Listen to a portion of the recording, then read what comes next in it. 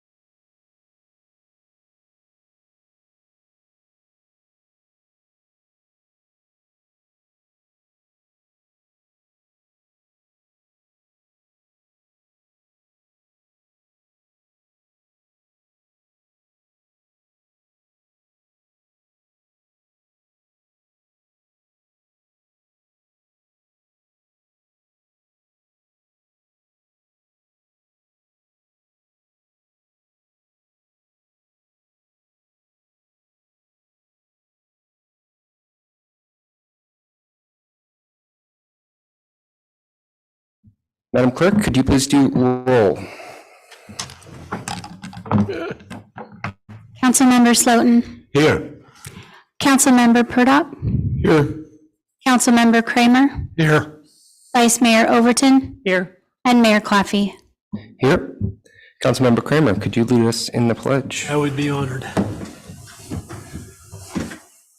I pledge allegiance to the flag of the United States of America and to the republic for which it stands, one nation, under God, indivisible, with liberty and justice for all.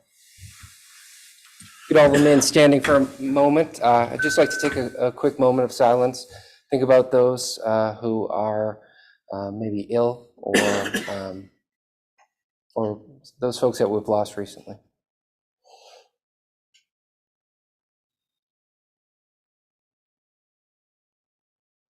Thank you.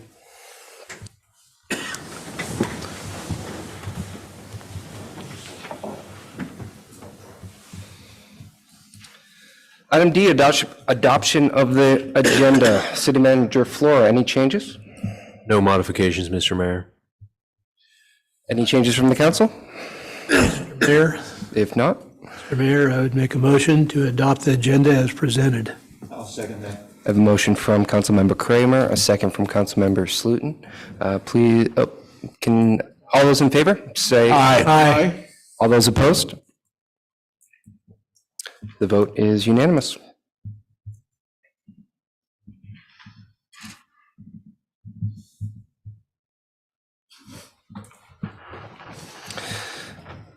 All right, moving on to presentations.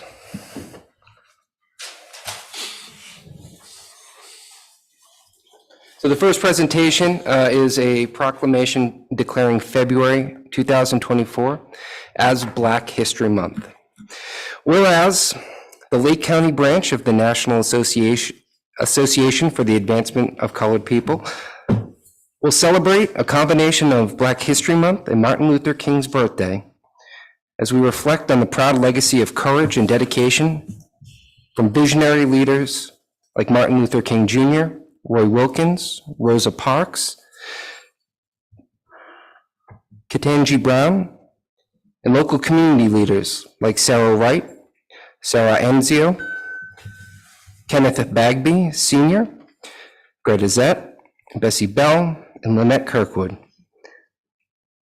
The NAACP has been at the forefront of protecting our fragile democracy, which is under assault. Voting rights of colored people and refusal to enforce the American with Disabilities Act, the LGBTQ discrimination, women's right to choose, voter suppression, gerrymandering, and urging the passing of the John Lewis Voting Rights Advancement Act, which will ensure the protection of civil and voting rights under the United States Constitution. And whereas the NAACP history is one of dedication and struggle to maintain equality and justice for all citizens in the United States, and whereas the local branch, like other NAACP branches throughout the state and country, diligently work on social programs aimed towards the elimination of banning books, rewriting our vast contributions to this great nation, eliminating racial hatred, bigotry, and poverty. And whereas the Lake County branch of the NAACP is led by Rick Mayo, president and 1982 founder of the Lake County branch. Now therefore be it proclaimed, the city of Clear Lake encourages all citizens to join in celebrating the diversity and character of our community and highlighting the importance of sharing our culture, customs, and traditions with those around us. Signed this day, February 1st, 2024. Mr. Mayor, if you join me.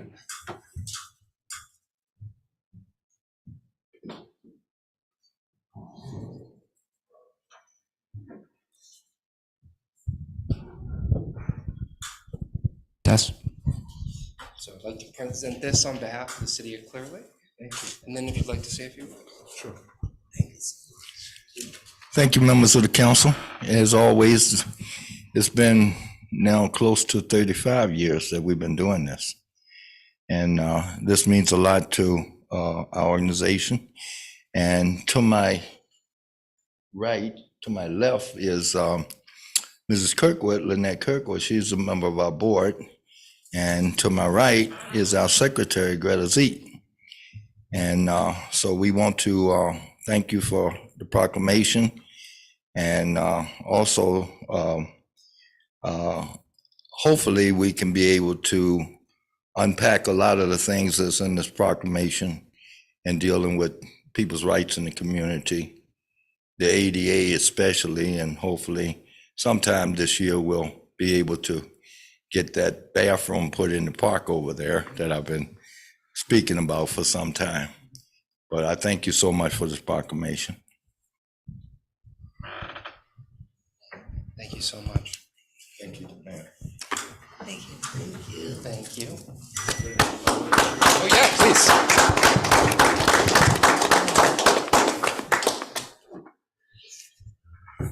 Get paper towels.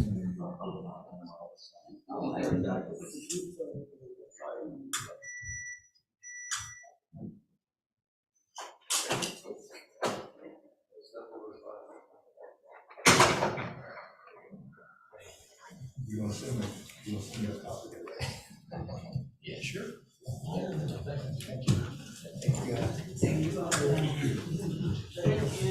Thank you. Thank you, guys. Thank you.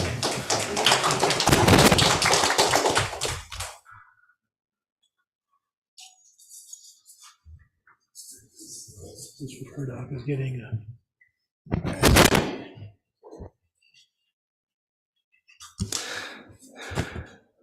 All right, thank you. Moving on to presentation number 2, presentation from the Clear Lake Police Department's annual report. Chief Hobbs.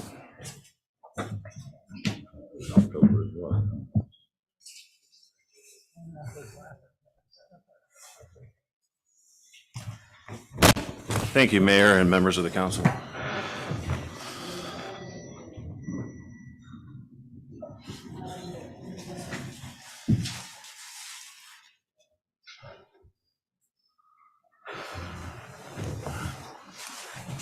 Tonight, I'm going to go over the annual report for the Clear Lake Police Department. It'll give you a overview of what we've done during 2023 with the police department and code enforcement.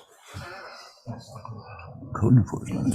Our mission, to enhance public safety by providing professional, trustworthy service in partnership with the community. As we go through the slides during the presentation, we'll be talking about a lot of things that are going to play into us doing things to meet our mission. Next slide. Some of the areas we're going to cover, which are the main focus of the police department, not necessarily in that order, but personnel, engagement with the community, accountability, and trying to achieve excellence in the work we do. Next slide. Next slide. Numbers for the PD. So these are general statistics for the police department. Calls for service 21,305, which is down 1,351 from the year prior. Officer initiated incidents up to 13,675, which is up about 2,200.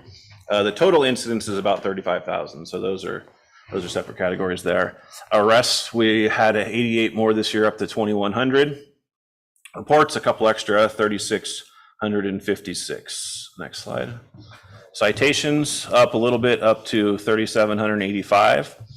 And traffic accidents, we were down to 89 this year from a little over 100 last year. Those are not all the accidents in the city. Those are mainly, on the next slide you saw there's 74 injury crashes. We generally only take injury collisions that result in some type of injury to one of the occupants of the vehicles. So we don't have an exact number of total accidents. We do, however, take some depending on what the circumstances are that are non-injury. Next slide. Traffic enforcement, traffic stops, we were up to 4,212 last year, an increase of almost 1,900. That's a pretty significant amount.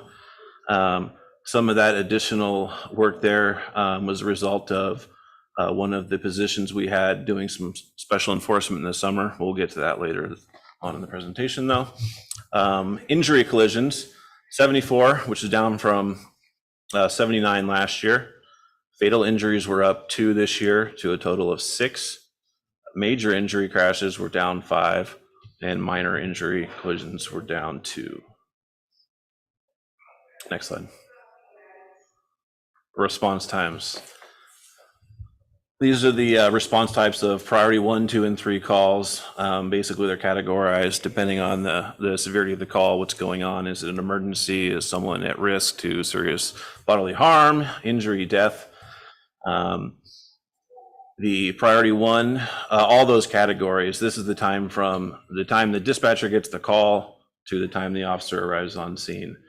So in there, the dispatcher they'll take the call, they'll enter it into the system, dispatch the officers, then the officers go to the location. So we have some, all priorities are down a decent amount from last year.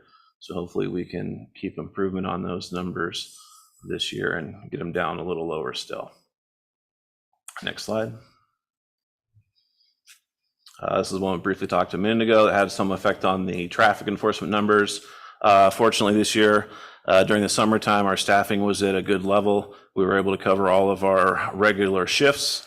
all of our investigative positions, and we had a couple cover shifts on regular shifts, and we had one extra person that we were able to basically for the summertime prior to the school year starting, just focus on things in the shopping areas, whether it's on Olympic, Lakeshore, the Dam Road area, focus on the retail areas, focus on enforcement in the parks, and then do extra traffic on the high visibility roads or roads with a lot of traffic, mainly the highway, Dam Road, Lakeshore Drive, Olympic, Old Highway 53. So just kind of focus on those areas and work on speed enforcement and other violations. Next slide.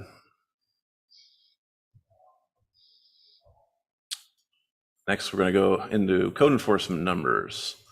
Code enforcement, property cases down to 575, just a little bit down from last year. Vegetation cases up to 1,340, a pretty big increase of 535. Just trying to do some extra out there and make sure we have properties that have weeds and vegetation under control to try and mitigate some of the fire risk during the fire season. Cannabis cases up a little bit to 43. Admin citations up to just over 2,700. Next slide. Parking citations down 153. Vehicle cases down 177 to 261. Some of these categories, the vehicles, obviously we work pretty hard on taking care of the vehicles and getting them abated by the owners versus the city abating themselves, which is pretty costly. Ultimately, in these areas, though, a lot of what we can do depends on the amount of vehicles that we're abating, whether it's RVs or automobiles. For example, some of the RVs we've been having to abate the last couple months. For the price of one of those, we can abate about 16 vehicles. So just in the last month, 2 RVs that we've had to abate, we could have towed 32 cars for the same amount. So it definitely puts a damper on the ability to do cases and abate vehicles when we have these large RVs and motorhomes that we have to deal with. So the numbers aren't necessarily bad. And last year, the last couple of years, we've abated a lot more cars than RVs. And I think some of that might be catching up with us now. Vehicles abated by the city, 141. That includes the RVs, cars, trucks, SUVs, everything. Total cases investigated by code enforcement, just over 2,200, up about 350 from last year. Next slide, please. Voluntary compliance. So of the 2,200 cases they did this year or last year, 1,411 of the cases, the owners voluntarily abated the issue, whether it was weed abatement, garbage debris at a residence, or whether it was a vehicle. Those are ones that were abated by them. So it's about 65% compliance rate of owners that took care of the work based on code enforcement contacting them, sending them a notice of violation. Some of the cases they did receive citations, but ultimately they abated the nuisance before the city had to do it. Next slide. I'm going to move on to training. Next slide, please. On the police officer dispatcher side of things, the California Post approved training, just right around 1,600 hours of total training, 78 different courses. Courses range for perishable skills items that are mandatory items. Officers have to do 24 hours of perishable skill training every 2 years, and then an additional 24 hours of non-perishable skills training. The perishable skills consist of things like evoc, driving, firearms, use of force, defensive tactics, racial profiling, tactical communications. And then there was a lot of other advanced officer courses for things related to doing different investigations, whether it's detectives doing their investigations or DUI enforcement or enforcement of other related crimes to alcohol and drugs. We did active shooter training again this year. We hadn't done it for about 2 years. We're trying to do it every 2 years on a cycle with the county and Lakeport. So a majority of the department even the ones that had done the training 2 years prior redid the active shooter training just to make sure everyone is updated in that that type of training. So in the event of needing to be respond to one of those things, that people have the most current training in that area. Next slide, please. Non-post training, 782 hours, 56 different courses, just a list of different things. Massive forfeiture, Casio, which is the Code Enforcement Association. They put on numerous trainings that are required for code enforcement officers to complete on a biannual basis. Evidence collection courses. We did participated in the high performance organization training with most of the City Hall and Public Works in the spring. Then there was 4 members of our department that did the extensive course of the high performance organization, the leading edge training. Did that later on in the summer and the fall. We had canine training, and then we had several officers attend intermediate crash collision investigation training. Next slide, please. Move on to the personnel side. Oh, if you could go back one, please. That's just that. There is a photo of the employee, I guess, picnic we had in the springtime. It was a really good event from the police department's perspective.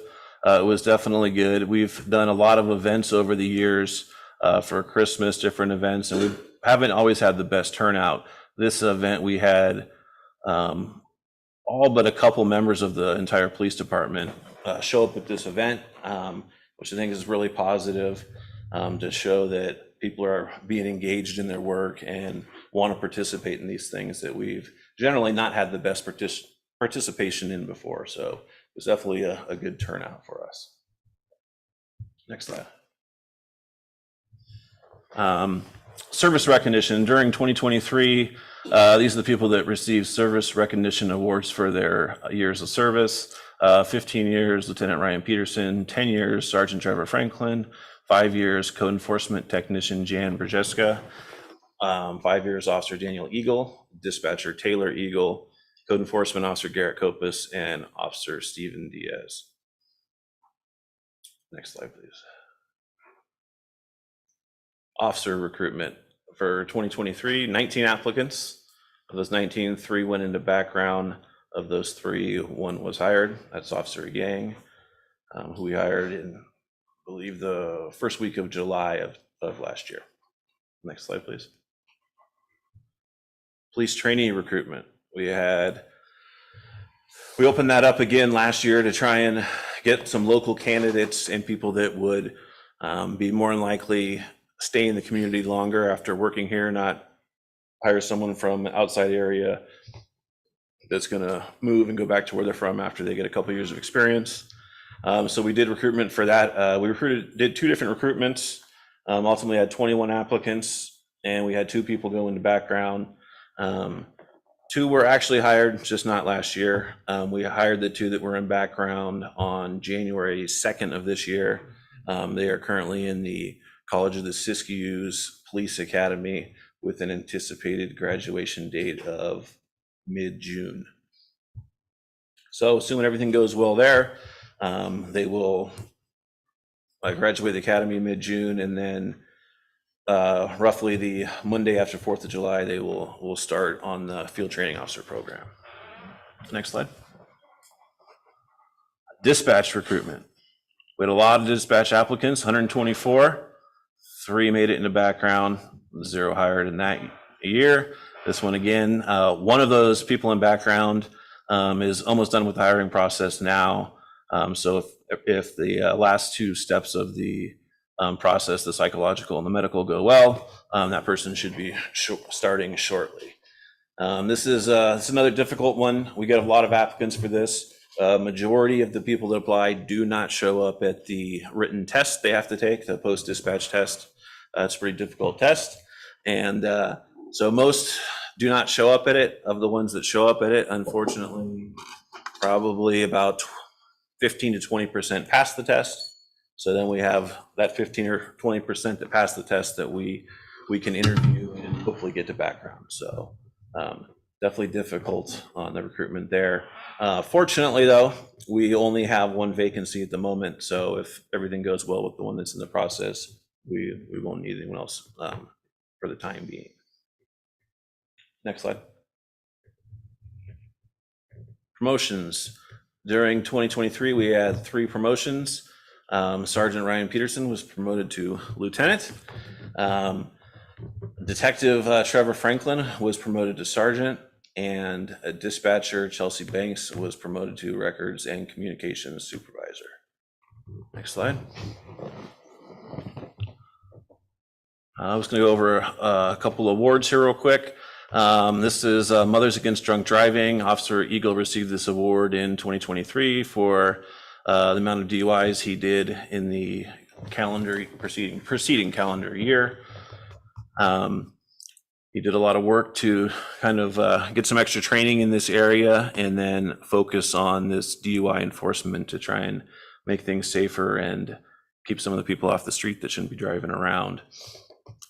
Next slide. You can go back one.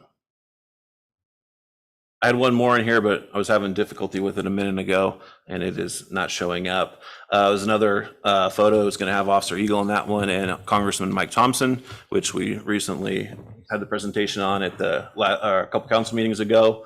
That was a Public Safety Hero Award from Mike Thompson to Officer Eagle for his work that he has done in the year. Some of the specific things in that were his DUI enforcement, getting the MAD award, the work he's done with his K9, and various other traffic and collision related projects he's worked on during the year. Next slide. We did Employee of the Year awards in 2023. That was at the summer picnic event. The Employee of the Year awards we do them for volunteer. We do one for sworn personnel and one for non-sworn personnel. The Volunteer of the Year is Mike Mello on the left there. And the non-sworn Employee of the Year is Taylor Eagle. She's the one on the right in the dress.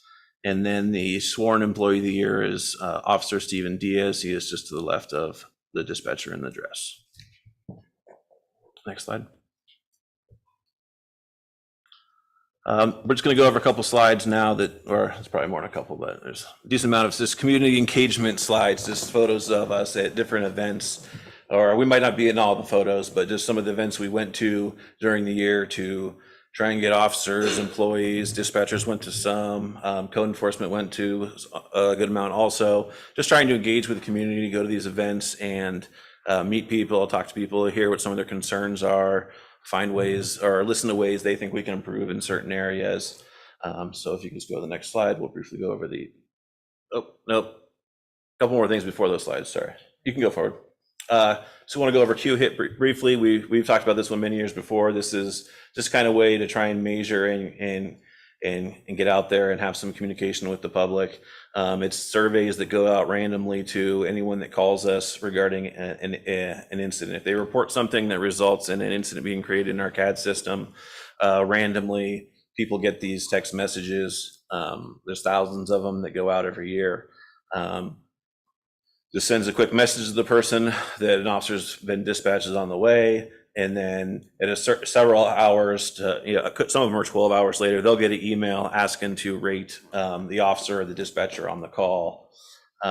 Majority of these we get, over 90% of the ones we get back from people have positive comments and ratings from the people. Not all of the people we send them to rate them, but of the ones that return, I take correction on that. 90% of the ones we send out, we get positive feedback on. About 10%, we don't either hear back from the person or we get negative feedback. On the bottom right, there's just a response I've sent out to a lot of people. That was one specific one. Oftentimes we'll have people that will give us a low rating, say the officers didn't respond or it took them a long time period to respond. This one, I texted back to the person after getting their survey. It says, responding to a survey from yesterday and reviewing the incident log, the response time by the officer was 2 minutes and 54 seconds. In that particular one, they had claimed that they'd waited half an hour. The officer never came, but the officer had actually gone out there.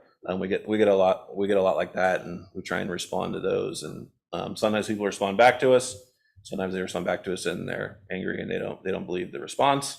But oftentimes we're able to have good communication with the person and get them to understand what occurred or why they might not have had contact with the officer or various things. Next slide. This is just a sample. These are the last, basically, when I took this screenshot, these were the most recent comments that had come in on the log from the most recent surveys that had gone out. A lot of them are typical responses like this. Some people talk a little bit longer, but just a good way to solicit the feedback from people. Of the ones that come in that are negative, or often we have ones that are positive, but they grow in ways they think we could improve something. All these things are passed down the chain and get back. The ones that require feedback or some change or ways we can improve things, they go down to the person that handled that incident, whether it was the officer or the dispatcher, so we can try and improve on ways that we can in the event someone gives us the feedback and we can do something with it. Next slide. This was the POMO walking school bus event that was held last year that we participated in. Public Works also helped out big time in this one by managing a lot of the road closures. Next slide. The Conocta Unified School District Blue Zones Project, another event the police department attended. Next slide. 4th of July. Next slide. National Night Out. We had another successful National Night Out this year. Those were some of the things we gave away at the event, which were all donated from different local businesses. We had the event in Austin Park over by the basketball courts. It was a good event. We had a lot more people than we expected. We had planned on food, I think, for about 500 people. And shortly into the event, we had to go to the stores and get more food. I think ultimately it was around 800 people we gave food to at that event. But it was a really positive event. There was a good amount of people there, a lot of kids, and we were able to communicate, talk with them, talk with a lot of the parents, talk about issues they may be having in their neighborhoods. But it was a really good event. We had a large amount of people from the police department at it. And some other agencies we invited to attend with us. Up in the top left, you can see there some employees from Lake County Victim Witness were there. We had staff from the Lake Family Resource Center, the Domestic Violence Center there, to help some of the partners that we work with regularly. Next slide. Another big thing for this year. This was shortly after the school year opened. But the biggest part of this is the person in the blue there doing the arm wrestling. Fortunately, due to staffing, we were able to assign an officer as a school resource officer to the Conocta Unified School District. So at the start of this school year, Officer Chris Perry, he went into that position. It's a really positive thing for us to get someone in there full time that can focus on working with the people at the schools, get to know the kids a lot better, have a good relationship with them, and focus on the needs of the schools. And the other big plus is it frees up a lot of time for the regular patrol staff to not have to respond to these incidents at the schools, which they don't have the similar training to as the school resource officer. So definitely a good thing for us. He did win both these matches here. Next slide.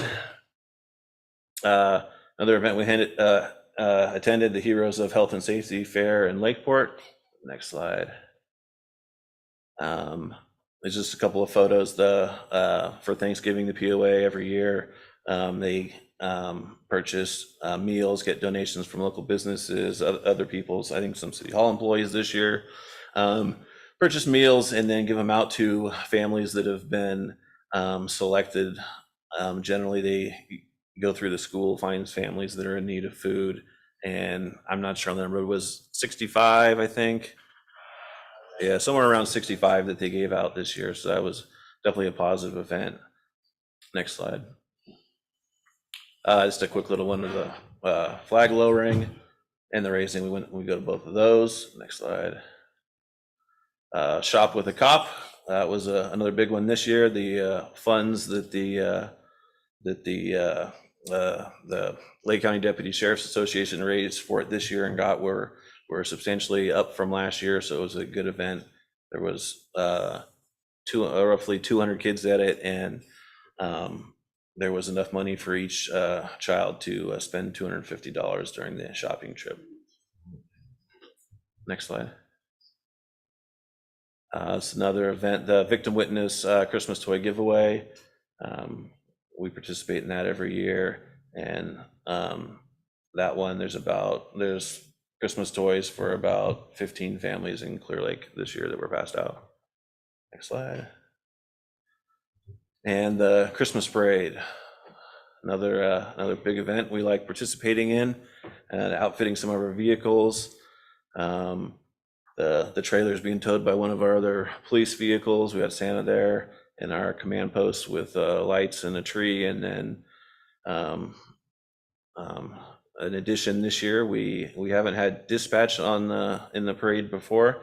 This year we were able to get a couple dispatchers to come along. It's hard to tell there, but they have a dispatch station set up there on that table, and there's two of them working from the parade. Next slide. We're at the end, so if anyone has any questions, I'll be glad to answer them. Thank you so much, Chief. Councilmember Slutin. I saw that you had 2 fatalities. I assume those were the ones on 53. No, that was 2 more than last year. We had 4 last year. We had 4 in 2022, 6 in 2023. And those were they mostly on Highway 53? 3 of them were on the highway. They were the ones who were pedestrian vehicle? Yes, they all were. Any additional questions? I had one question, Chief. Response times seem down across the board, which is great. At what point is the response time clock started? When the dispatcher takes the call, they immediately enter it into the computer. So as soon as they hit enter after they put the address in, it starts the timer. Calls that come in from 911 calls, those are auto-created. So those, as soon as the call comes, whether the dispatcher sits there or whatever, it's going to create and start the timer right then. Some of the numbers are somewhat off. The priority one, there's a lot of factors into it. And the kind of problem with it is, in reality, if it's an actual true emergency, they're going to be quicker response times than those in the priority one. But priority one, so let's say for like a stabbing, an assault with a deadly weapon, the system does not differentiate between a cold one of those or an active one. So let's say someone calls, they report a stabbing, they're in the hospital being treated. We're obviously not going to respond to that like we would one that's in progress. So the times, like I said, aren't accurate to a priority one that is an actual emergency in progress. It factors in those ones that might have a little slower response. Thank you. And then my final question is, what was Officer Perry's record? You said he won those 2, but I imagine he had a lot of matches. Yeah, I don't know. I got those photos, and I on the one on the right, I assumed he won that one. I called him to verify on the second one if he won that one, and I think we need a he said sworn that testimony. the gentleman wasn't quite as strong as it looks like he is based on the size of his arm.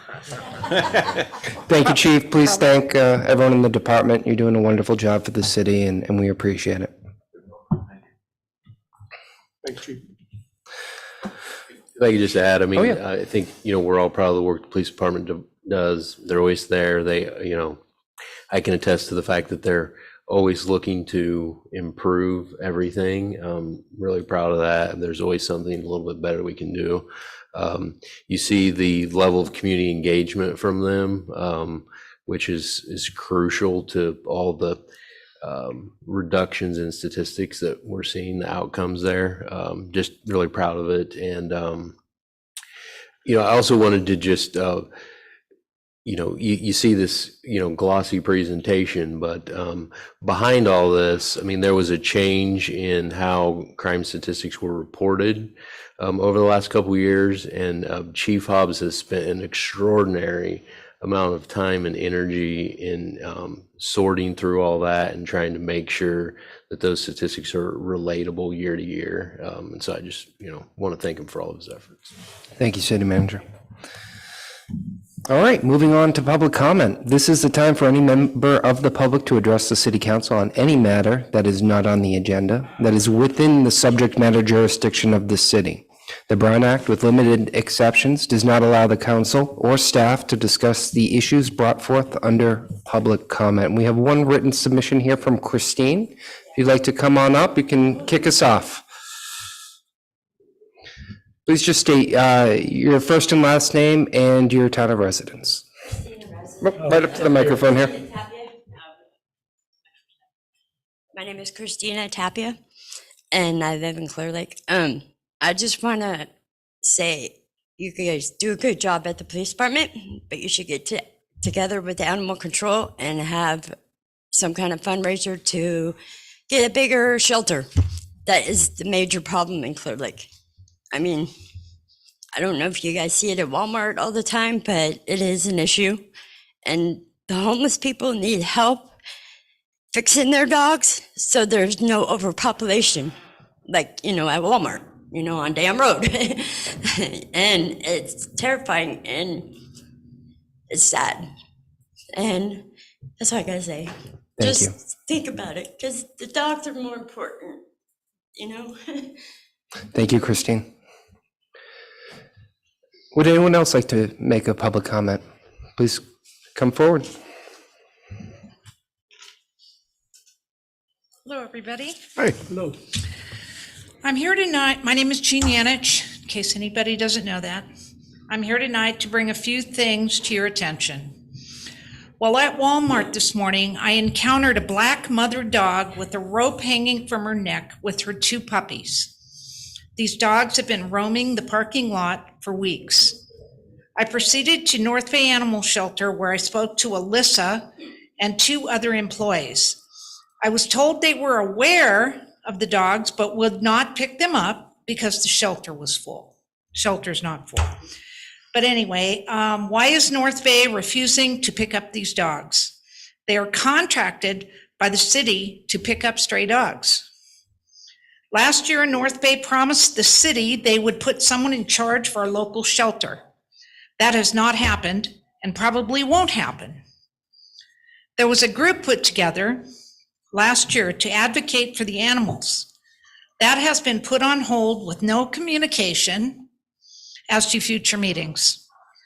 I also want to mention I had a Meal on Wheels senior reach out to me wanting to adopt a medium senior dog. I went to North Bay, the staff dismissed me, and they told me they don't have a dog that would fit that description. I've never been contacted with any possibilities for an adoptable dog. Are citations being written? Is the city planning on buckling down on irresponsible pet owners, enforcing spay and neuter, shots, and licensing? Nothing has changed or gotten better. I hope the council would address these issues that have continued to deteriorate. Thank you. Thank you. Would anyone else like to make a public comment?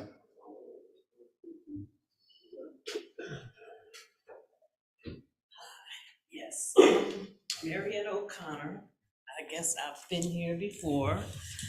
I had came and complained about my. Where do you live, Marianne? Huh? Where do you, which, Oh, I live in Clear Lake. I had come before a couple of months ago and complained about my street with big, huge potholes. Okay, I go away, I come back. All they did was just patched little holes that was in the street. And I think these 2 had came and rode up my street before.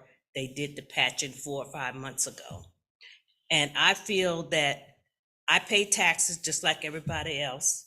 Other people has got their street paved all the way. Why just patch that street? I don't think it's fair to just have one street patched. Other streets has been done all the way, and I get patched round by the church. I think these two guys have rode up my street and seen the big holes before. Well, we can't comment, but City Manager, if you want to give just a bit of a summary of some of the road projects we have planned this year. Yeah, real quick, which street do you live on? I don't recall. Huron Avenue. Okay. Well, you know, we can't do all the streets at the same time. I would say that over the last 5 years, we've done about 36 miles of streets in the city.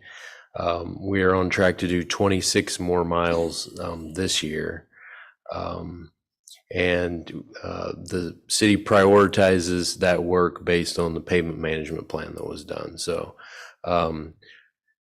I don't know off the top of my head that Huron is on the list for this year, but we will, you know, continue to perform maintenance there. And, you know, certainly our hope is to get to all of the streets that need maintenance. So. Yeah, but the more they keep patching them, the holes keep coming back. The people that goes up and down that street, they act like they're on a racetrack. So I hope something gets done. Thank you, ma'am. Would anyone else like to make a comment?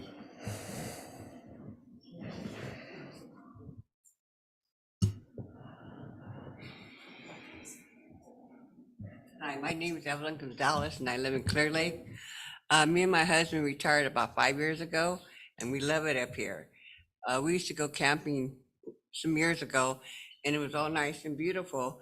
And it seemed like it's kind of gone downhill a little bit. And then the algae on the lake, are they gonna ever clear the algae on the lake? That's a good question. I believe your supervisor is in the back hiding, but. Can't clear it all. So, I mean, you know, I don't think you're going to get a very good answer to that here today. I mean, curing the algae in the lake is a very complex issue. We could talk at another time about some of the efforts, hopefully, that the county is undertaking to improve things, particularly here in Clear Lake this year. So we're really hoping that that makes an impact. But I'd be happy to meet with you at another time and talk a little bit more detail Yeah, about 'cause it. I mean, like I said, we used to go camping here and now we live here and we love it up here, but I was like, why all of a sudden it kind of went downhill a little bit? I mean, it's always been It's- beautiful. Yeah, the algae problem has been happening for a very long time. Okay, thank you. thank you, ma'am. Would anyone else like to make a comment? All right, seeing none in the chamber, let's go to Zoom. If you're on Zoom, please raise your hand. We need your first, last name, and town of residence. Madam Clerk, are there any hands raised? There are no hands raised on the Zoom, Mr. Mayor. Thank you. All right, we'll bring it back and close public comment and move on to the consent agenda. Are there any items that the council would like to pull? Hearing none, are there any comments from the public? Seeing none, I'll take a motion. Make a motion to approve the consent agenda as submitted, Mr. Mayor. I have a motion by Councilmember Purdock, second by Councilmember Kramer. All those in favor, say aye. Aye. Aye. All those opposed? Council's unanimous. Moving on to item 5, authorization of an amendment to purchase contract with National Food Equipment for the installation of a freezer as part of the Senior Center kitchen remodel. Sorry, item 6. Public Works Director. I'm actually going to All right, take a City stab Manager. at that one first. This is normally something that would just be on the consent calendar. I thought the council may have some questions about this because it's a little bit of an unusual situation. So as you know, we're working on a remodel project for the senior center, and the overall remodel project did not include the purchase and installation of the walk-in freezer and refrigerator. Because of some timing issues, we went ahead and purchase that directly. And the installation was not included in that initial purchase. Our plan was to essentially do a change order and roll that into the general contractor's contract. However, they came back and wanted to charge an additional like 15% on top of this, which we didn't think was necessary because they didn't need to do any work. And I mean, we already paid for the thing. And so it took a little bit of maneuvering because of this is CDBG funding through HCD. In order to make this work, we decided just to pull that back and then come back to the council and ask for an increase in that initial purchase order, really, for the installation costs. And so the $33,000 is not new money. It was initially approved by the council as part of the overall general contractor's amount that was authorized. So I just wanted to point that out. That amount would be reduced by the $33,000 and transferred into this separate contract. So, kind of getting into the weeds on this one, but I just wanted to try and explain that so the council understood what was going on. Thank you, City Manager. Any questions from the council? Any questions from the public? Madam Clerk, any questions on Zoom or any hands raised? There are no hands raised on the Zoom. All right, I'm bringing it back to council. Mr. Mayor, I'd like to make a motion to approve the authorization of an amendment of purchase contract with National Food Equipment for installation of a freezer as part of the Senior Center kitchen remodel project. I'll second that. Doesn't have the amount, in the amount of $33,000. We have a motion from Councilmember Kramer, a second from Councilmember Slutin. All those in favor? Aye. All those opposed? Motion passes unanimously. Moving on to item 7, consideration of continuation of allowing virtual public comment at City Council, Planning Commission, and other Brown Act meetings. City Manager Flora. Yes, thank you, Mr. Mayor, council members. So I'm sure you all recall the comments that we received at the last council meeting during public comment, some of which were quite inappropriate. And so we thought that it was worth coming back to the council and having a discussion about whether you want to continue allowing public comment through this channel. So, the Brown Act was amended via order of the governor through COVID, and was something that, we didn't use before that, but we've all become quite accustomed to, and it's quite convenient for a number of folks. But, we certainly don't want to hear the type of comments we heard at the last meeting on a regular basis. So there is those emergency orders have been pulled back.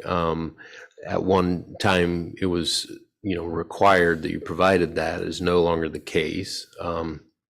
As I believe you all know, the governing board members, the council members themselves were allowed to participate in meetings via Zoom or video conference. That's also no longer the case, except for in very specific circumstances. And it kind of goes back to the old rules where, if you're in a hotel room at a conference and you Zoom from there, not only does there really have to be some medical reason, you have to post the agenda outside your door, and our agenda here has to have the address on it and so forth.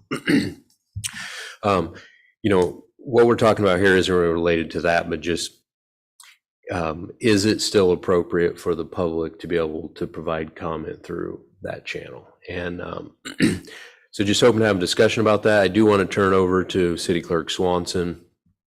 Over the past 6 months, probably more so, but a number of jurisdictions across California have eliminated the Zoom or teleconferencing option. And there was a recent survey that was done by, I believe, a city clerks group, and Ms. Swanson has some information for that we would share, and then, see what the council wants to do moving forward.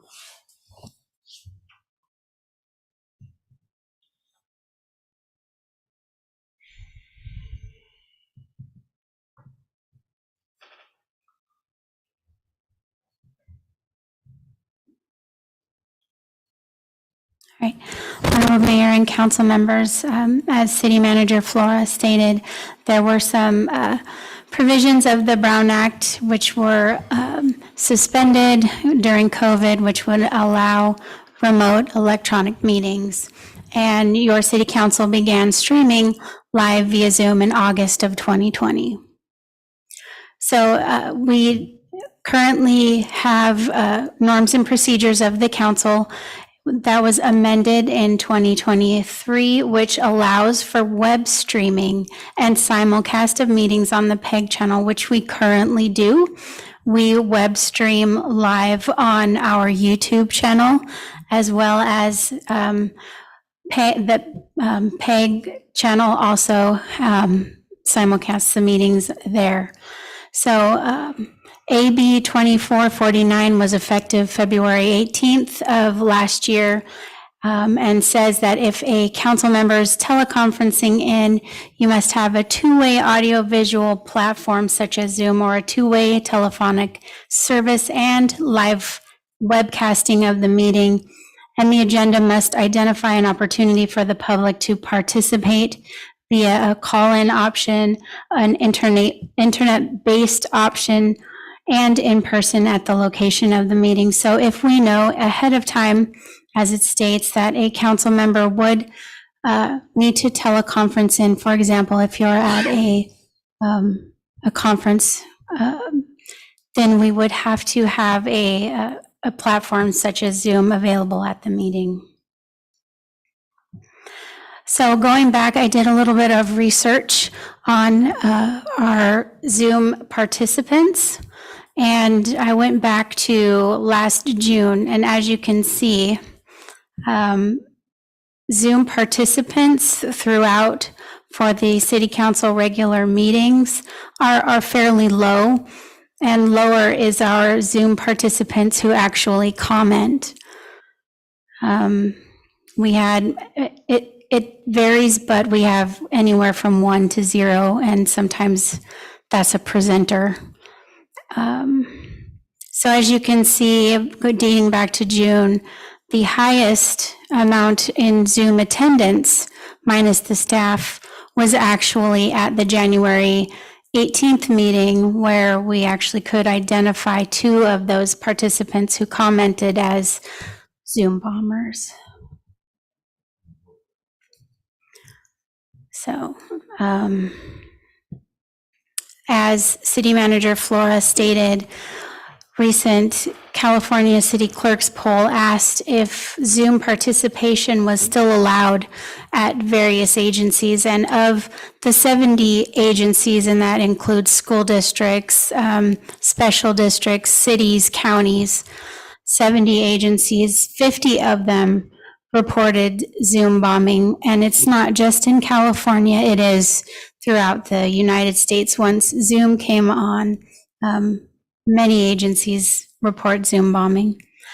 42 of those responding cities and agencies either no longer allow Zoom participation because of the Zoom bombs, or allow it in a very limited manner for presenters and staff. And at the time of the poll, 4 were considering discontinuing Zoom comments. So that's what I have to share with your council tonight. Thank you, City Clerk. Any other comments, City Manager?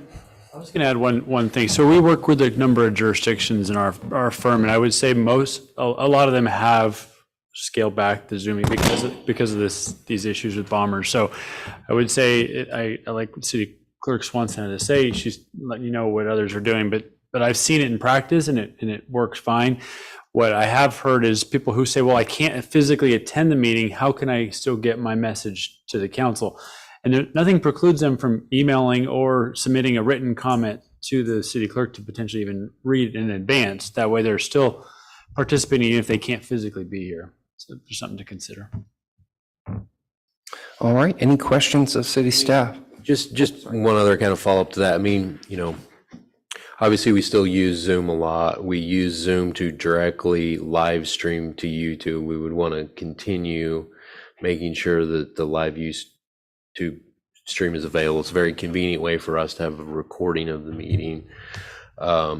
because that automatically happens. We think, if the council does want to discontinue use, we'd like to still reserve it for, some consultants and things, which is sometimes difficult to schedule. And so we would, change our Zoom code and then just not share it publicly. And we would share with specific people that we knew weren't going to be doing bombing. So, it's obviously entirely up to the council on how to go with this. Continuing to do what we've done. It's not really extra work for staff or anything like that. It does certainly provide some convenience in some circumstances. You can see that it's not utilized a lot anymore. But anyway, just, wanted to kind of be proactive and see what the council wanted to do so we don't hopefully continue what happened at the last meeting. So. Thank you, City Manager. Any questions for staff? Vice Mayor Overton. Could we do, because I kind of like the Zoom and that some people that can't come here do have the right, see what's going on, and if they wanted to participate, they can. Is there a way we can do, instead of voice, that they can just do the chat room? Like they can send the chat and Melissa could read it, or our city clerk, whichever, could read it then. And then if it's not appropriate, would she have to still read it? Or could she say if she has an inappropriate chat that's like a Zoom bomber or whatever they want to call them? I don't know of any reason why that would be precluded. I don't know if that's a common practice. I guess I hadn't really thought about doing that personally. Do we even have chat enabled currently on our Zoom? We do use Zoom Webinar instead of the regular Zoom because it gives us more control over participants than the regular Zoom. So, that already helps, but I don't think we even have chat enabled. Perhaps we could add it. I'm not 100% sure on that. I haven't looked into that option, but we could certainly look into it. I use the chat a lot because I don't have all the fancy stuff on my old computer at work. So I use the chat because I don't have that connection, and it seems to work really well. So maybe that's something we can look into, because then they could still participate, and then we can also monitor if it's going to be a Zoom bomber. We don't have to accept that. So we could watch the language and stuff that way. Yeah, you'd probably read the parts that are not profane, Right. and that would be, we have to honor their First Amendment Right, you could rights. still read it, but you would be able to watch what's. Yeah, we'd want to be appropriate careful for that, we weren't putting staff in a position where it seemed like we were censoring people out or something. Well, that's the reason why I was saying is that, would that be like, okay, you're going to read something, but there's an inappropriate something in what they sent in the chat. She wouldn't have to say that. She can say, it's inappropriate to say this, and just leave that word out or whatever. To me, It would have to clearly be inappropriate. We would, if it's profanity or vulgar or something, we would cut it out. Councilmember Sutton. I'm somewhat have a conflict with either deleting it all or keeping it going the way it is. We're doing a people's business, so we have to be as open as we possibly could be. So I'm not in favor of shutting it down after one incident or that happened last week or last council meeting. So I like to see, if this was the only time it ever happened, as far as I know, in the last 6 years, 5 years. So. Well, we haven't been doing it for 5 years, but No, yeah. But if we did the chat, then see, they Yeah, be able to that would be- respond. If we could put the chat up, it just wouldn't be live. But like I said, we've had very few, one person maybe a meeting, and so it wouldn't be that much for Melissa to read, Is your microphone? Sorry. So anyway, it's just been one or two people a meeting that's been using it anyway. So if they just typed in, if we could fix the chat where they can just type it in, and then Melissa could just read their response, with their comment. So. All right, still in question phase. Councilmember Kramer, any questions? Yeah, I like what Councilwoman Overton's thought is on this. I've got to tell you, I never, ever want to hear what we heard last week on Zoom again. It was obscene and beyond totally inappropriate as far as I'm concerned. And my first thought is to eliminate Zoom except for with presenters and others, but to be able to, if there's a way to intercept those messages in chat and just leave in those parts that are appropriate. I'm okay with that. But I have no problem whatsoever with doing away with Zoom. Whether it's only the 2 that we had last week, or I think there was one other one you showed on your thing, but 1 is too many. So if it comes to that, I'd like to see the Zoom go away with the exception of presenters that we invite. Councilmember Purduck. Thank you, Mr. Mayor. This is a really touchy subject. I wholly support our First Amendment rights, and I want to hear from anyone who has something of a, whatever their issue is, they should have the opportunity to bring it to the council, even if it is ugly, even if it is something we don't care to hear about. They have that right to share it with us, with the exception of profanity or pornographic material. My concern with, and I'd like to kind of actually add to maybe Council Member Overton's thought, if someone would like to, on this forum, we ask that people provide their name, their address, phone number, and contact information. And my thought was, if they're going to make a comment using Zoom or Teams or some other virtual means to make their public comment, that they could register who they are. My concern after our last council meeting was the anonymity that Zoom affords to someone speaking. They could be in a completely different county, completely different state, different country, and we wouldn't know. I did receive a couple of calls and complaints from people who were listening in to our January 18th meeting, and they were very offended by the comments. But that's part of the great thing about living here is people can make their comments whether we agree with them or not.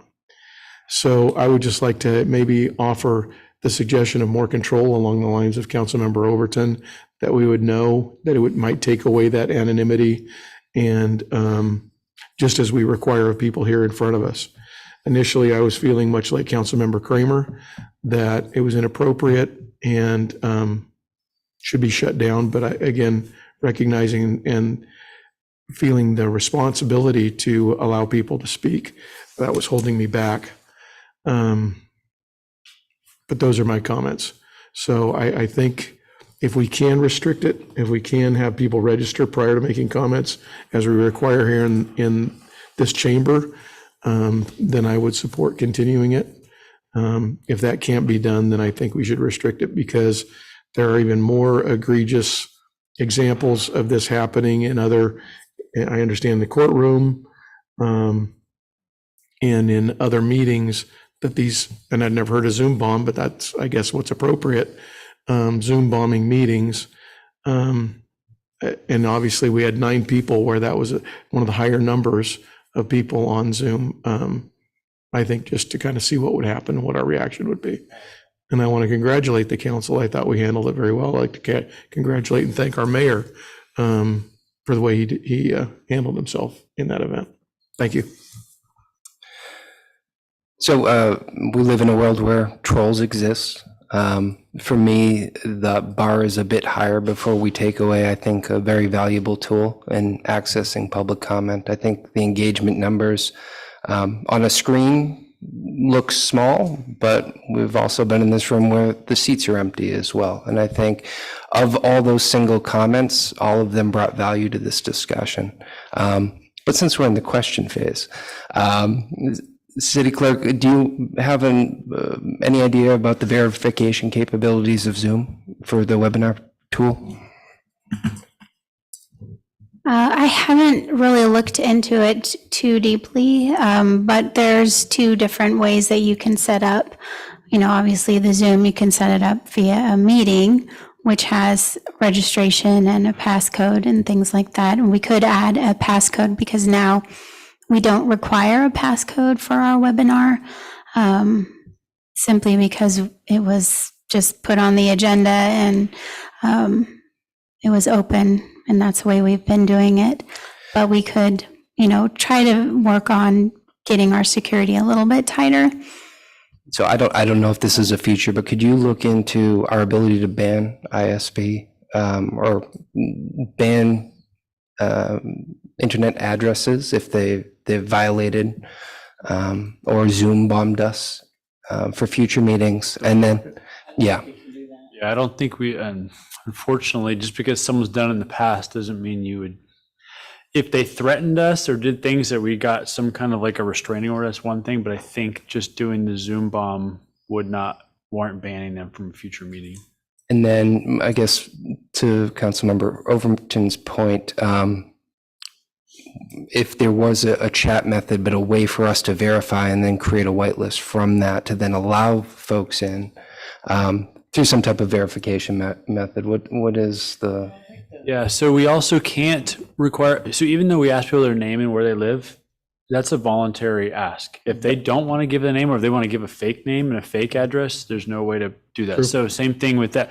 We could have people register and sign up, and they could provide any email address, any fake name they want. But to have a list where we verified that they're real, I think we'd be sketching or touching on the lines of inappropriate. Thank you. Councilmember Purdock. Just following up, Mr. Jones, is this kind of an all or nothing thing? We either allow it or we don't? Well, not necessarily. I think Just we- looking at the numbers, and it seemed like seems to be what other jurisdiction had done. It either exists and we allow it, or they stop using it. I think that's correct that other jurisdictions have. I think that doesn't mean you couldn't try to get creative of a chat or a registration. Again, the registration wouldn't require a real name, just something they put out there with an email. And we Thank give them you. the passcode. Thank you. I guess another nuanced question. So public comment would be one forum, then public input during an agenda item. Can we separate the two? That way, if someone goes off the agenda and starts talking about something irrelevant, we can immediately cut them off. Right, you can do that, yes.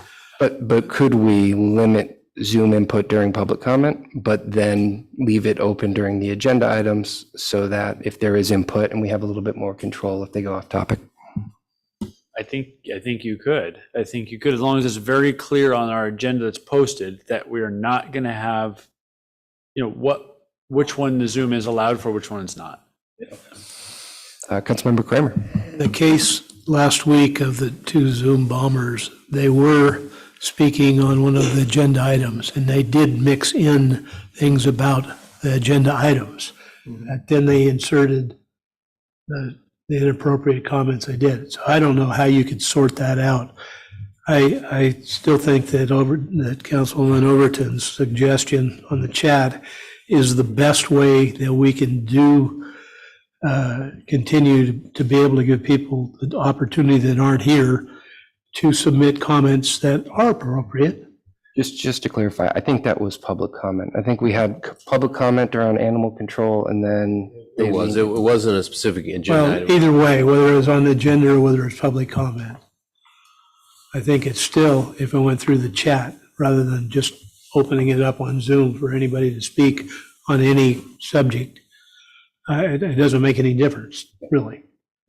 All right, any other questions before we go to the public? All right, now's the time for public input. If you have any comments here in the chamber, please come up.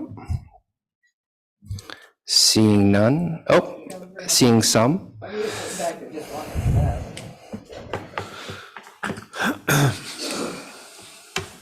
Bruno Sabatier, City of Clear Lake. I think there's a SB 1100 that could be part of this discussion where you can cut off public comment that has been allowed. I think it's a little sensitive on when to use it. The First Amendment has been brought up. That's definitely a sensitive thing. I think it's the balance between allowing people to access your meetings and creating a safe space. I think you guys handled it well. And I think that matters almost more than anything else as to how you reacted to the comments themselves. Had you just ignored it and moved on, but you said something about it, it's inappropriate. We're not going to have that. I think the reaction is the important part here, and being able to cut them off early once it goes off the rails. So we've discussed this at the county. We have a script ready to say that we have the right for those that are, I forget what the right term is, but an obstacle to the meeting. And of course, there's hate speech, which is also a crime. And I would almost suggest possibly that some of the terms that were used is borderline hate speech in your last meeting. Very uncomfortable to deal with. And I'm sorry you had to go through that. But I think that the access to the meetings, even if it's one person that logs in who's bedbound but wants to yet participate in their local government, makes it so valuable to still have the ability to access that. And again, as long as you keep reacting the way you reacted last time and maybe set up some mechanisms to cut them off early. For example, I have the ability to allow people to talk or not talk from the dais. I have Zoom on there with the full control. I don't usually use it, but with this situation, we've now talked about how it is that I can just go ahead and make a request or just mute them myself. And then again, bring out the script and explain that we have the right to limit that kind of speech because that kind of speech is inappropriate. Difficult conversation, again, wanting to make this place as safe as possible for anyone to come and approach the council and express themselves. But at the same time, the access is absolutely wonderful too. So thank you for the discussion. Thank you. Bruno, or Supervisor Sabatier, what about the ability to use a chat or send in responses that are read, or as Councilwoman Overton has suggested, the chat? So I've never seen webinar using a chat that hides the chat from everybody. And I think that the webinar that separates everyone, all they see is you and their blank screen. Then when they're allowed to talk, all they have the ability to do is speak until they're muted again. But I think once you turn on the chat, they can put out hate all they want to everybody that's in the Zoom room and they'll see it versus, again, just being sent to the clerk. I don't know if those have changed, but I've never experienced that where the chat is solely going to the clerk.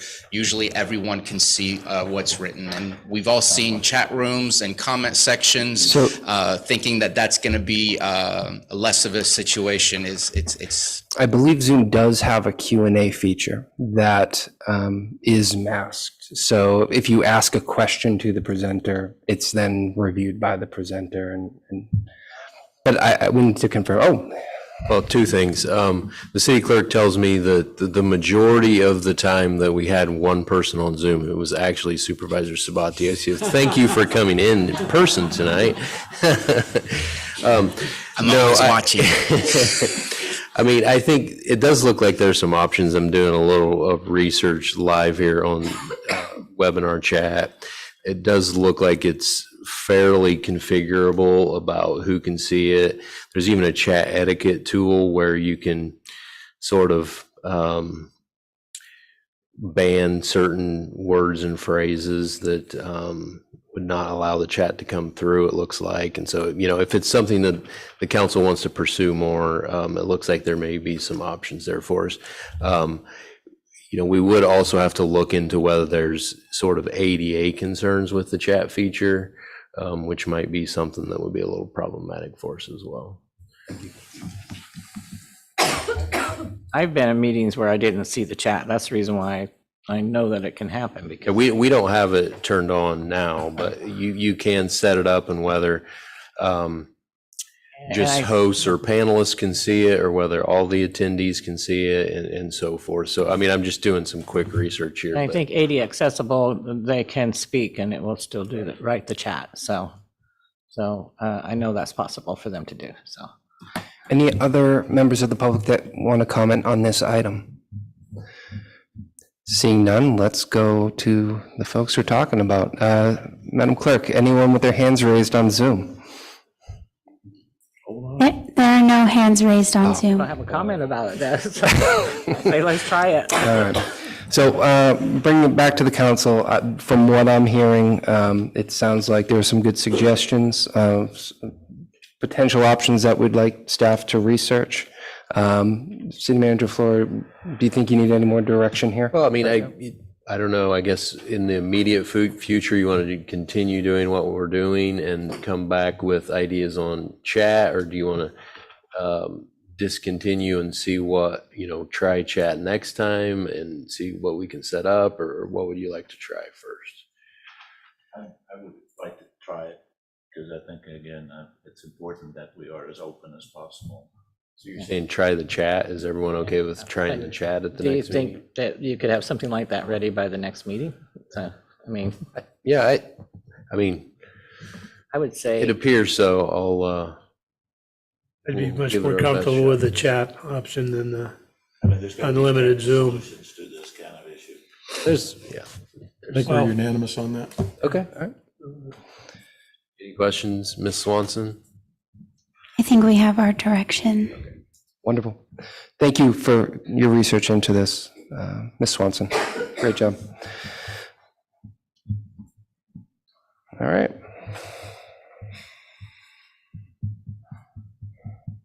I believe we are at city manager report. I don't really think I have anything to report tonight. Thank you. Vice Mayor Overton.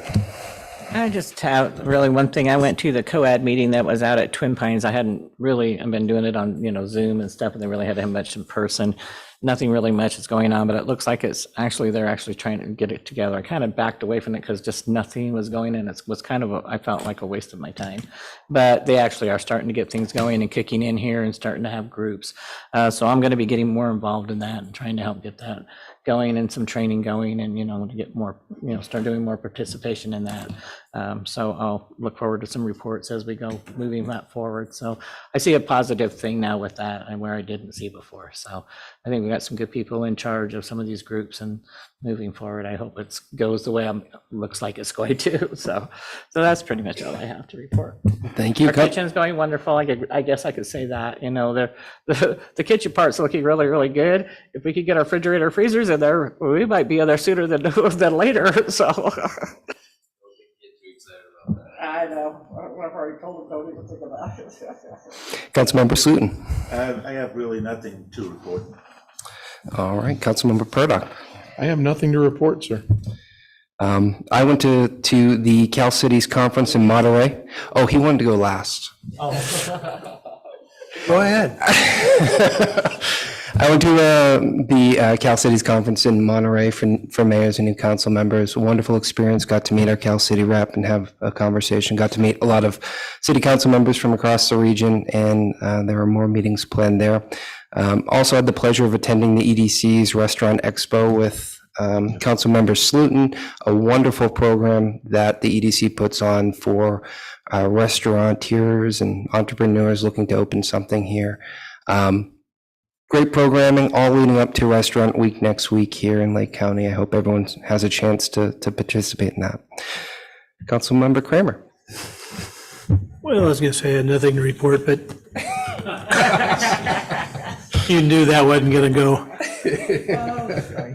I had actually hoped to go to that restaurant presentation at the college too, but unfortunately I had some private matters that had to be taken care of. I did go to an event put on by Clear Lake Environmental Research Center, announcing a collaboration of Clerk, U.S. Forest Service, the Gordon and Betty Moore Foundation, California Fire Chiefs Association. I think there was one more, I remember. But at any rate, Clerk, if you're not aware of what they are, they're 501c3 that's just celebrated their 10th anniversary. They have been extremely successful at getting grant funding for fire resiliency projects, especially. They've gotten grants of $26.6 million in the past, I think, 8 years. And they're out there doing projects. They're working, actually, yesterday, they funded things like the North Shore Fire Department's Hogback Ridge Crew, they go around the county. They do chipping operations around. They do brush chipping on lots and on larger long highway sections. They're out early this week at the Lower Lake Cemetery doing a project, doing a lot of good things, and they have a chipping program which you can actually call in and get on their schedule for. That's just one of the things that they do. They're also working on biomass, biochar projects, pilot programs up in the national forest, which if successful could be expanded back down into Lake County further. So that was an exciting, I thought, really productive meeting. I'm actually on their board, and that's why one reason I'm excited about it. But they're doing a lot of good things, and I don't know if City Manager Flora got there a little late for it, but I think he did some conversations with you. I don't know if he had any comments or not. I was sorry to miss the main presentation, but I got to hobnob with all the folks afterwards, and so yeah, there's some exciting stuff happening. So, but I don't have anything really to add. Great. All right, let's move on to. Get out of you. All right, future agenda items. Does anyone have anything? All right. At this point, we'll adjourn to closed session. Thank you, everyone.